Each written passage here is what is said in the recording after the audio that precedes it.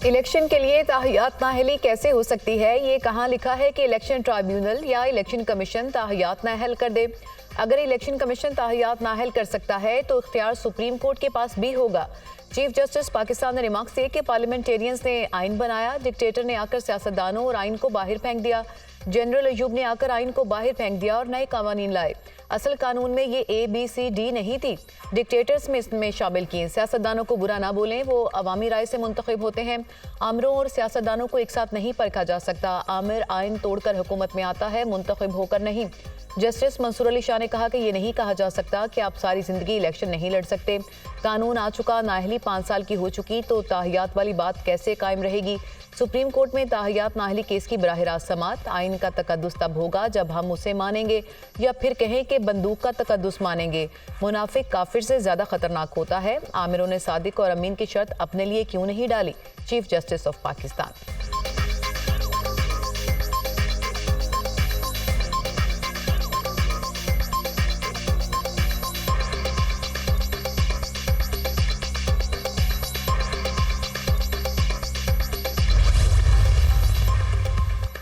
क्या जनरल ज़िया या उसके वज़ीर कानून को सादिक और अमीन का मतलब पता नहीं था? सारा आइन अंग्रेजी में है। अमीन के लिए उन्हें पता नहीं था कि अंग्रेजी का लफ्ज़ क्या है।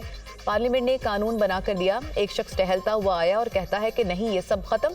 एक डिक्टेटर आया, दूसरा आया, तीसरा आया, सबको उठाकर बाहर फेंक दिया। या तो फिर हम डिक्टेटरशिप को ठीक मान लें। चीफ जस्टिस के रिमार्क्स। वकील खुरम रजा का आईनी तरामीम का हवाला रहने दें। तरामीम भी गन पॉइंट पर आईं। कुछ लोगों ने कहा कि आधी जमहूरियत भी आमरीत से बेहतर है। चीफ जस्टिस का मुकालमा। कोई दलील दें। यहाँ बैठे 5 अफराद असेंबली में बैठे 326 अफराद से ज्यादा अक्लमंद हैं। आप डिक्टेटर की दानिश को और अरकान असेंबली की दानिश पर फौकियत नहीं दे सकते। जब तक कोई झूठा साबित नहीं होता, हम क्यों फर्ज करें कि वो झूठा है? सादिक और अमीन का मतलब वही है जो इस्लाम है। जस्टिस मुसरत हलाली। कौन तय करेगा किसका किरदार अच्छा है या नहीं? जस्टिस जमाल मंदोखेल का इस्तफसार। ये तो खुदा ही तयन कर सकता है। वकील का जवाब। एडवोकेट खुरम रजा ने अदालती दायरा इख्तियार पर सवाल उठा दिया।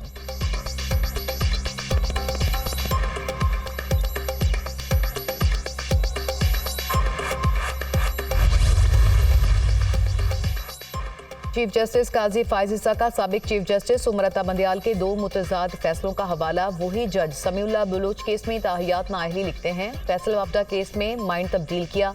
आपने आर्टिकल 225 को बिल्कुल नजरअंदाज कर दिया। चीफ जस्टिस ने रिमार्क्स दिए कि मेरे वालिद भी आमिर के बनाए कवानीन के तहत नाअहल हुए।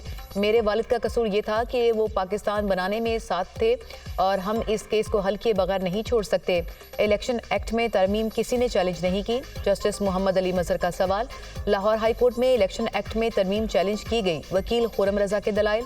अदालती डिक्लेरेशन किसी न किसी कानून की बुनियाद पर दिया जाता है। जस्टिस मंसूर अली शाह।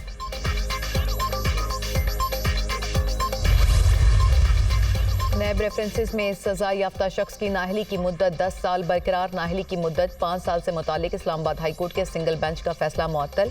अदालत ने सजा याफ्ता मुजरिम फाइक जमाली की नाअहली की मुद्दत से मुतालिक सिंगल बेंच का फैसला मुअत्तल कर दिया। अटॉर्नी जनरल को नोटिस जारी कर रहे हैं। जस्टिस मोहसिन अख्तर कयानी के रिमार्क्स। केस की समाअत 15 जनवरी तक मुलतवी।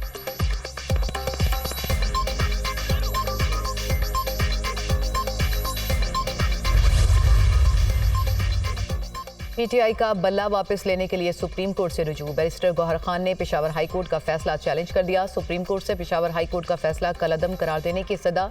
PTI की दरख्वास्त पर नंबर लग गया। बल्ले का निशान वापस मिलने की उम्मीद है। स्क्रूटनी का वक्त खत्म हो रहा है। टिकटें तकसीम करना है। सुप्रीम कोर्ट से दरख्वास्त की कि जल्द समाअत करे। बैरिस्टर गौहर खान की मीडिया टॉक।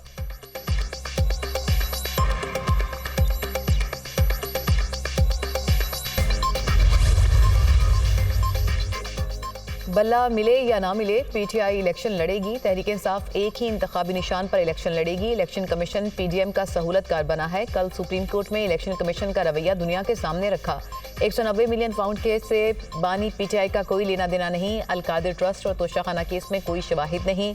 PDM का कोई रहनुमा अपने हल्के में जाने के लायक नहीं। ये हल्कों में निकलेंगे तो इन्हें मुंह छुपाने की जगह नहीं मिलेगी कि जो मर्जी कर लें। 8 फरवरी को अवाम से बहुत मार पड़ना है। जमहूरियत को चलने दें, अवाम को हुक्मरानी दें। PTI रहनुमा लतीफ खोसा की मीडिया टॉक।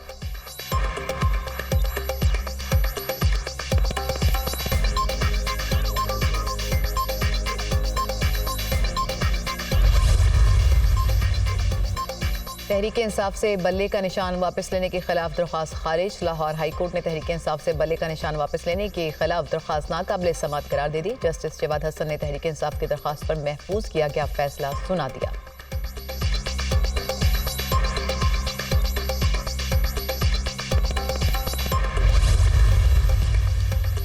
MQM पाकिस्तान ने अपना इंतखाबी मंशूर जारी कर दिया। रहनुमा MQM मुस्तफ़ा कमाल कहते हैं कि ये मंशूर पाकिस्तान के लिए आबे हयात है। मुआशी बहाली हमारे मंशूर में तरजीह है।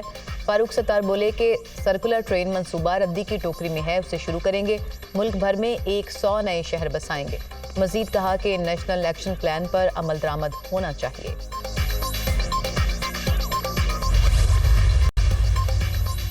अवामी मुस्लिम लीग के सरबराह शेख रशीद के NA 56 और 57 से कागजात नामजदगी मंजूर। इजाजुल हक के NA 55 से कागजात नामजदगी मंजूर। PTI के फिरदौस शमीम नकवी को NA 236 से इलेक्शन लड़ने का परवाना मिल गया। NA 55 से राजा बशारत के कागजात मंजूर। NA 89 और 90 से PTI के उमैर नियाजी का नाम उम्मीदवारों की फहरिस्त में शामिल करने का हुक्म। NA 50 से ईमान वसीम और नाज ताहिर।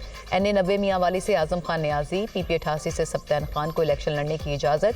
NA 189 और 180 से शबीर कुरैशी के कागजात नामजदगी मंजूर। बानी PTI के NA 89 मियांवाली कागजात नामजदगी मुस्तरद करने के खिलाफ अपील मंजूर। इलेक्शन ट्राइब्यूनल ने परवेज इलाही, मोनस इलाही और कैसरा इलाही की अपीलों पर रिटर्निंग ऑफिसर से कल जवाब तलब कर लिया। मुल्तान में शाह महमूद कुरैशी, जैन कुरैशी और बानो कुरैशी की अपीलों पर भी दफ्तरी एतराज़ात खत्म। एपलेटेड ट्राइब्यूनल्स ने कागजात नामजदगी मुस्तरद करने के खिलाफ 9 अपीलों पर समाअत 6 जनवरी के लिए मुकर्रर कर दी।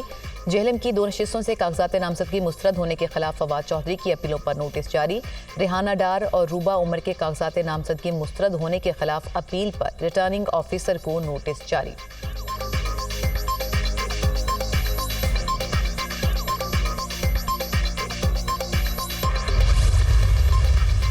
नैब रेफरेंसेस में सजा याफ्ता शख्स की नाअहली की मुद्दत 10 साल बरकरार। नाअहली की मुद्दत 5 साल से मुतालिक इस्लामाबाद हाई कोर्ट के सिंगल बेंच का फैसला मुअत्तल।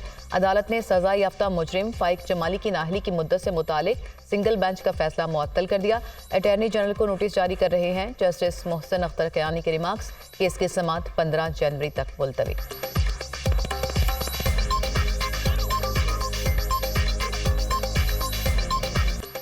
गजा पर इसराइल के वहशियाना हमले न रुके। खान यूनुस में हॉस्पिटल के करीब बमबारी। एक रात में 120 फलस्तीनी शहीद। फौजी कार्रवाई में एक इसराइली यरगमाली भी मारा गया।